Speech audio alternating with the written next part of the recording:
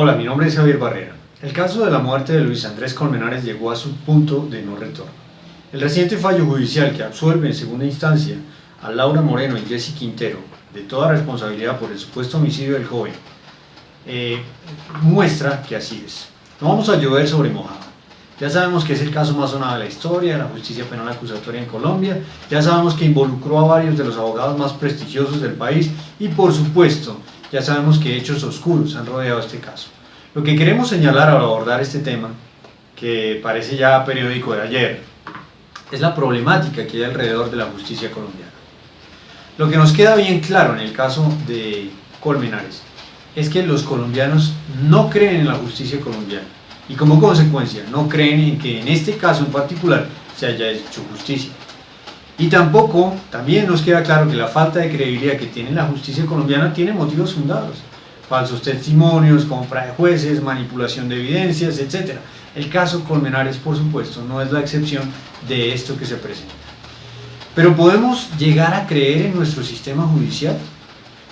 Estudiemos el caso Colmenares para responder a esta pregunta y tener claro sobre qué deberíamos trabajar en Colombia si queremos tener un sistema de justicia confiable.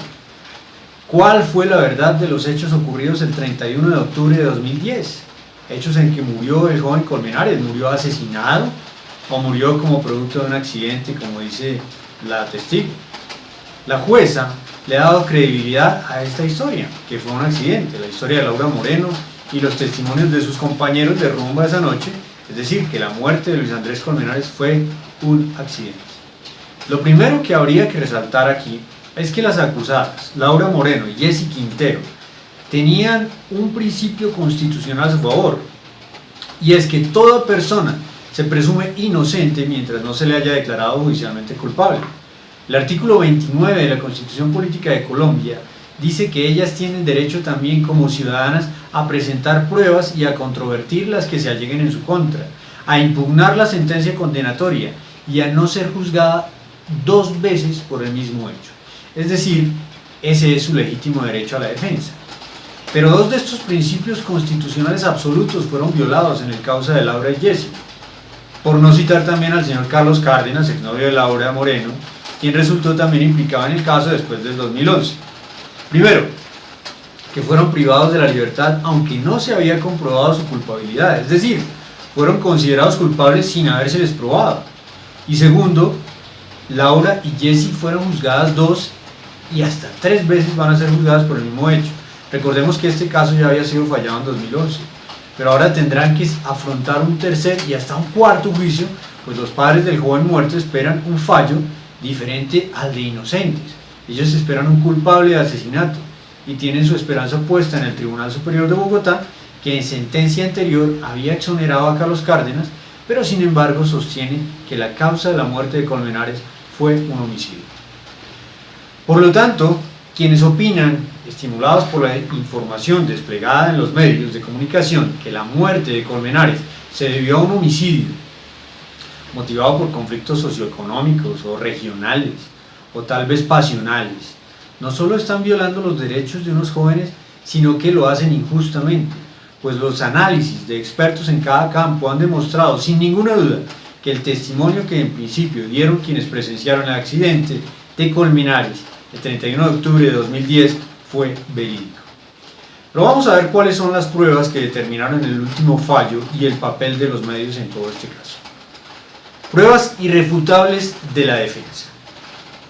A pesar de que la mayoría de las personas preguntadas por el caso Colmenares piensan que efectivamente fue un homicidio, no porque tengan los elementos de juicio suficientes, sino porque los medios se han encargado de desplegar una historia sobre lo que sucedió, también sin los suficientes elementos de juicio, condenando a priori a las niñas ricas o a las bogotanas como victimarias de un joven provinciano, o ya sea porque era provinciano o porque no pertenecía a su misma clase social, hecho que es muy vendedor de medios.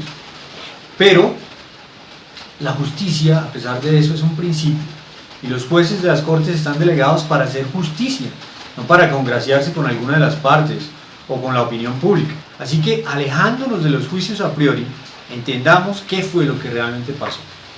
Las dudas de que la muerte de Luis Andrés fuera un accidente surgieron cuando los familiares se cuestionan por qué aparece el cuerpo bajo el túnel del Caño del Virrey al anochecer del domingo 31 de octubre, cuando ese sitio ya había sido inspeccionado la madrugada anterior y no se había encontrado nada.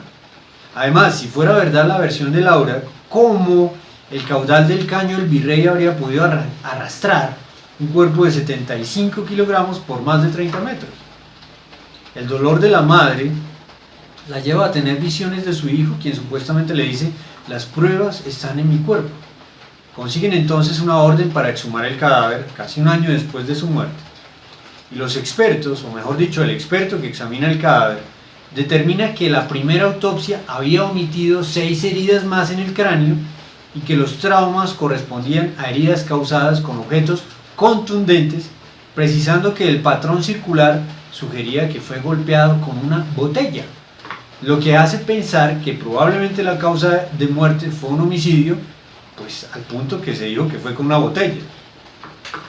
Estos hechos los hace públicos el fiscal Antonio Luis González sin haber de por medio ningún fallo judicial aún. Entonces la prensa se lanza sin ninguna contemplación a denunciar los hechos. Ellos tienen la justicia en sus manos. Julio Sánchez de la W se atreve a hacer señalamientos claros de que el joven fue asesinado. Séptimo Día de Caracol, la revista Semana, El Tiempo. No pierden la ocasión de convocar a audiencia con el caso sin pensar que darle un manejo sensato a lo que publican podría ser mejor, dando por sentado que las dos jóvenes estudiantes en realidad son unas asesinas crueles, calculadoras y de manera irresponsable publican esta información.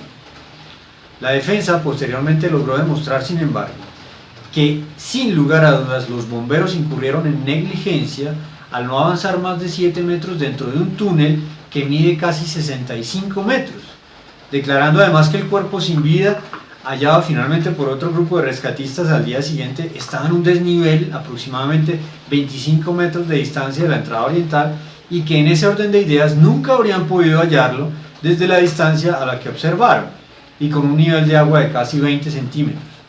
Esto quedó demostrado luego de la diligencia de reconstrucción efectuada por todas las partes el 28 de abril de 2014 con el fin de impugnar la credibilidad de la bombera Yadira Piamonte, quien declaró que ahí no había ningún cuerpo. Basado en estos hechos, el abogado Jesús Albeiro Yepes, representante de Jessy Quintero, destruyó de una vez por todas la hipótesis de que el cuerpo había sido depositado posteriormente allí. El doctor Carlos Herrera, ingeniero mecánico, filósofo doctor, demostró además que, de acuerdo a los datos pluviométricos registrados el día del accidente y el caudal que pudiera haber tenido el Caño del Virrey, el cuerpo de Luis Andrés Colmenares efectivamente podría haber sido arrastrado y el lugar donde se debería encontrar era ese desnivel. Esta prueba científica terminó de destruir la tesis de que a Andrés Colmenares lo mataron para después arrojarlo en el caño, o que a Andrés Colmenares lo arrojaron moribundo al caño y posteriormente se ahogó. Además, las pruebas link a los celulares de todos los testigos confirmaron que las llamadas concordaban en tiempo y espacio con los testimonios dados por los jóvenes. Eso quiere decir que si hubiera sido verdad que el joven Colmenares fue asesinado brutalmente o accidentalmente y luego su cadáver o él agonizando fue depositado en el caño, habrían perpetrado ese macabro crimen en tan solo 8 minutos. La médica forense Leslie del Pilar Rodríguez, así como los estudios realizados por el cirujano maxilofacial el doctor Germán Alfonso Aguilar y la patóloga forense Yucasta Brugal, determinaron también que las conclusiones de la autopsia del cadáver exhumado de Luis Andrés Colmenares, practicada por el doctor Máximo Duque, no solo no eran concluyentes, sino que se basaban en graves errores de protocolo y de procedimiento que al final concluyen con un diagnóstico engañoso. La conclusión es que la muerte fue por asfixia por sumersión parcial, coadyuvada por alcoholemia y un severo trauma craneofacial compatible con la caída accidental en el caño descrita por Laura Moreno, que produjo un impacto de adelante hacia atrás con una energía mayor a la que habría producido un botellazo o un puño. También se descarta que el golpe con objeto contundente hubiera sido una botella, porque no existen patrones en la piel que permitan concluir que ese fue el instrumento utilizado. Además de esto, la experta toxicóloga y química farmacéutica Teresa Pérez Hernández determinó que Luis Andrés, al momento de su muerte, o de su accidente más bien, sufría un grado de alcoholemia 3, es decir, que tenía 206 miligramos de porcentaje de alcohol y también estaba intoxicado con cafeína, lo que explica el comportamiento impulsivo que finalmente lo llevó a la muerte. Pero veamos cuáles son las inconsistencias y manipulaciones ilegales en que incurrió la Fiscalía. Primero, falsos testigos.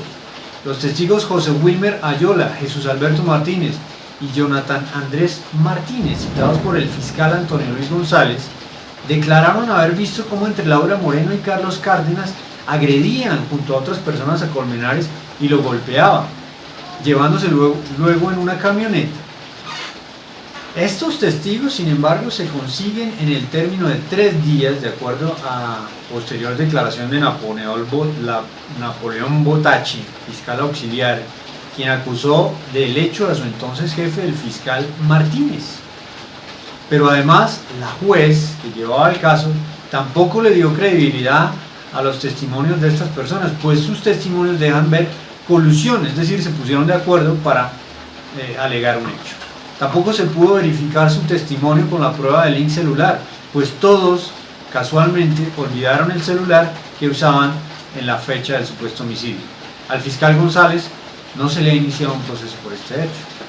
Poco después de que la juez hubiera desestimado el testimonio de los 3 testigos, los cuales se enfrentan cargos por falso testimonio, se revela un video en que la juez se reúne con el abogado de Carlos Cárdenas, Mario Iguarán. En muy poco tiempo, sin embargo, se revela un video igual en el que Iguarán no aparece. El video había sido manipulado, probablemente buscando ensuciar a la juez y al abogado defensor de Cárdenas para darle sustento al testimonio de los testigos falsos. Aún no se conoce el origen del video manipulado.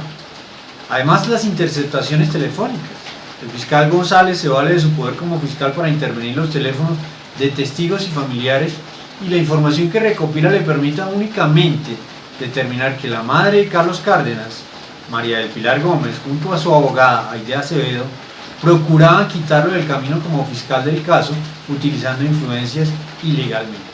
Este descubrimiento les vale a las 2 señoras los cargos de favorecimiento de homicidio y fraude procesal. El 28 de junio de 2012, el abogado de Laura Moreno, Jaime Granados, acusa formalmente al fiscal Antonio Luis González por violar la cadena de custodia al llevarse las muestras de sangre remanentes del cadáver de Luis Andrés Colmenares de medicina legal. Este delito es equivalente a ocultar evidencia definitiva en el caso. Por estos cargos, González aún no ha sido procesado. Pero veamos cuál es el papel de la prensa y los medios en este caso. No cabe duda que los medios han moldeado la opinión de la gente en este y muchos otros casos judiciales. El rating de los programas donde los presentadores hacen las veces de fiscales y enfrentan a las personas, culpables o no, con hechos reales o no, es el más alto de todos los programas de radio y televisión. Pero los medios tienen que ser ante todo imparciales. Séptimo Día, la W, Revista Semana, han juzgado por encima de los jueces de la República en este y muchos otros casos, y estos mismos medios han adquirido tal poder que la opinión pública está peligrosamente sesgada, y el caso Colmenares no es la excepción. El señor Luis Alonso Colmenares, padre de Luis Colmenares, de Andrés Colmenares, ha dicho que él va a respetar la decisión de los jueces y que ha traicionado su idiosincrasia por no hacer justicia por su propia mano. Pero respetando el dolor por la muerte de su hijo, no puede hacer estas declaraciones, porque si, como ha sucedido, la justicia ordinaria exonera a aquellos que él considera culpables por la muerte de su hijo, entonces, al verse él traicionado por la justicia en la cual creía, que no juzga como él quiere, ¿por qué va a persistir entonces en traicionar su idiosincrasia? ¿Será posible que la familia de Colmenares entienda que aquí no existen victimarios según la justicia? Cuando un ser querido muere, la gente tiene la costumbre de creer y de consolarse pensando que desde el más allá sus seres queridos los están cuidando. Pero la realidad pragmática es que no es así. Y aunque traten de ponerle fe al asunto, la Biblia también es clara al respecto. Dice la Biblia, porque los que viven saben que han de morir, pero los muertos nada saben, ni tienen más paga, porque su memoria es puesta en olvido. También su amor y su odio y su envidia fenecieron ya, y nunca más tendrán parte en todo lo que se hace debajo del sol. Está en Eclesiastés 9, del 5 al 6. La madre del joven Luis Andrés Colmenares dice que una aparición de su hijo le dijo que las pruebas de su asesinato estaban en su cuerpo, pero no hubo asesinato. Cada quien es libre de creer lo que quiera, por supuesto, pero la verdad es que quien le dijo esto no fue Luis Andrés Colmenares, es la verdad objetiva. Pero mire usted hasta dónde han llegado con esto: exhumar el cadáver de su hijo, poner a 3 personas en vilo y en entredicho por casi 6 años, y sus vidas expuestas, sus patrimonios menoscabados, en costosos abogados, especialistas, siendo comidilla de gente inescrupulosa y violadora. Veamos ahora la justicia. ¿Queda mal parada la justicia? No, quedamos mal parados todos los colombianos. Porque parece que la idiosincrasia que deberíamos traicionar es la de hacer las cosas a medias o de mala gana o de mala fe. Pero como digo, no es un asunto de los jueces únicamente, sino de todos los colombianos, la policía, los bomberos, hasta los padres de Luis Andrés.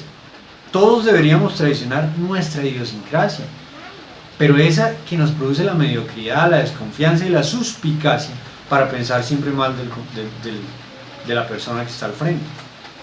¿Por qué los bomberos no ingresaron al túnel para inspeccionarlo completamente, sino que ingresando solo 7 metros dijeron que allí no había nada? ¿Por qué los bomberos y la policía no continuaron la búsqueda hasta encontrar al joven desaparecido la misma noche de los sucesos? ¿Por qué los jueces e investigadores no le han hecho seguimiento al origen de los falsos testigos? ¿De dónde salieron esos falsos testigos? ¿Quién los pagó? La exhumación por fuera de protocolos científicos, la confiscación por parte de la Fiscalía de los tubos contenedores de las muestras de sangre. ¿Por qué no se le ha hecho seguimiento a todos esos hechos? ¿O qué hay tras de las supuestas intervenciones de la madre del joven Carlos Cárdenas en confabulación con esta abogada Iria Acevedo para quitar del caso al fiscal González? ¿Qué hay tras las interceptaciones telefónicas? ¿Acaso no son ilegales las interceptaciones en Colombia? ¿Por qué no se tuvo acceso a los videos de 12 cámaras que vigilan la zona? ¿O de dónde salen las versiones de que existían esos videos, primero que todo? Pero sobre todo, ¿por qué no se hicieron las pruebas científicas y técnicas de más alto nivel en primera instancia? Sino que se dejaron para el final, cuando ya transcurrieron 6 años del hecho, para que pudiéramos saber a ciencia cierta que lo de Andrés fue un accidente, y se dejó espacio de sospecha de casi 6 años que permite a los que desconfían en la justicia en Colombia causar un perjuicio tan grande, no solo a las personas inocentes, violando sus derechos constitucionales, al ser juzgados 2 y más veces por el mismo hecho y poniendo en riesgo su reputación y hasta sus vidas, sino también a la justicia colombiana.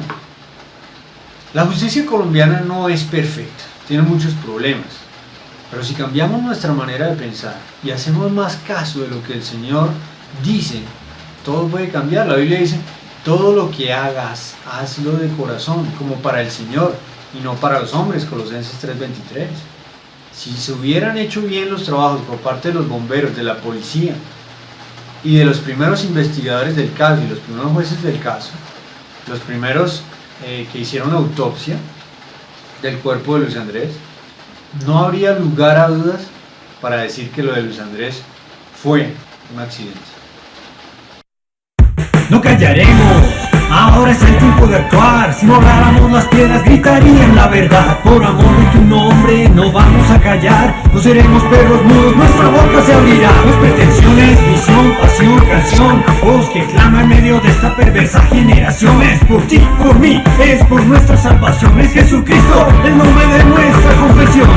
No callaremos, Señor.